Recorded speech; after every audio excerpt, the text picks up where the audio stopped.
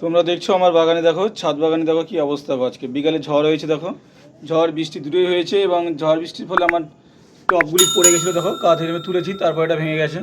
এ দেখো কাঁধ হয়ে পড়ে আছে, এই উপর থেকে সব পড়ে গেছে। তো সত্যি আমার গাছ খুব প্রিয় জিনিস, তবুও এই যে ভেঙে গেলে মনটা খুব খারাপ হয়ে যায়। তো দেখতেই পাচ্ছ এইভাবে সব পড়ে আছে। তো এখন আমি এগুলোকে আস্তে আস্তে তুলে দিচ্ছি, দেখো। এই যে তুলে দিচ্ছি, ঠিক আছে। এবং এটাকেও তুলবো, এটা যেমন ভেঙে গেছে। এটার কি কন্ডিশন দেখি একটু তোলার পর। যাই হোক, এটা এরকম হয়ে আছে, দেখো এটা তো ভালোই আছে।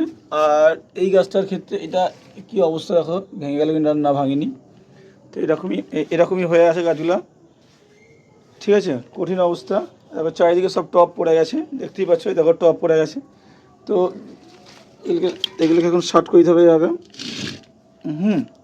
শর্ট করে দিতে হবে। এই যে কারি পাতা গাছ, দেখতেই পাচ্ছ কীভাবে পড়ে গেছে কারি পাতা গাছ। এটাকে এখন তুলে দেবো শর্ট করে। হ্যাঁ, এটা তুলে দিলাম এটাকেও। এবার এই গাছটাও দেখো, এটা আমার গাঁদা গাছ, এটাও ভেঙে গেছে। এটা সকালে একটু কাঠিটা ঠিক করবো, এখন আপাতত একটু পুঁতে রাখি, থেকে যাবে। দেখতেই পাচ্ছ এই যে। এবার চলো আমাদেরকে উপরে দেখাই। উপরে আমার একটা পেয়ারা গাছ আছে, সেটা কেমন আছে দেখি। দেখতে পাচ্ছ পেয়ারা গাছটাও এই কঠিন অবস্থা, ছাদে পড়ে গেছে পেয়ারা গাছ। পেয়ারাও ধরে আছে, দেখো কীভাবে পড়ে গেছে, দেখো। এরকম করে বাঁধার ব্যবস্থা করতে হবে গাছটাকে, বুঝতে পারছি। হ্যাঁ, এভাবে একটু হাওয়া হলেই পড়ে যাচ্ছে গাছটা। হ্যাঁ, গাছটাতে এই যে পড়ে পড়েই গাছটা এরকম হয়ে গেছে।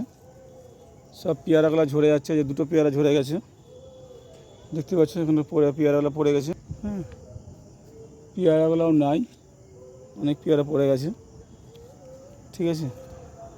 চলো আজকে অন্ততপক্ষে এরকম থাক। সকালে উঠে এগুলোকে দেখছি আবার ঠিক করা যায় কী করে। টেনে রাখি একটু। হ্যাঁ, এটাও বেদকে ভেঙে গেছে, পড়ে গিয়ে বড় টপটা ভেঙে গেছে, দেখতে পাচ্ছ এই যে টপটা ফেটে গেছে, যে টপটাও ফেটে গেছে। ফলে টপ পরে ফেটে গেলে খুবই খারাপ লাগে, দেখতেই পাচ্ছ।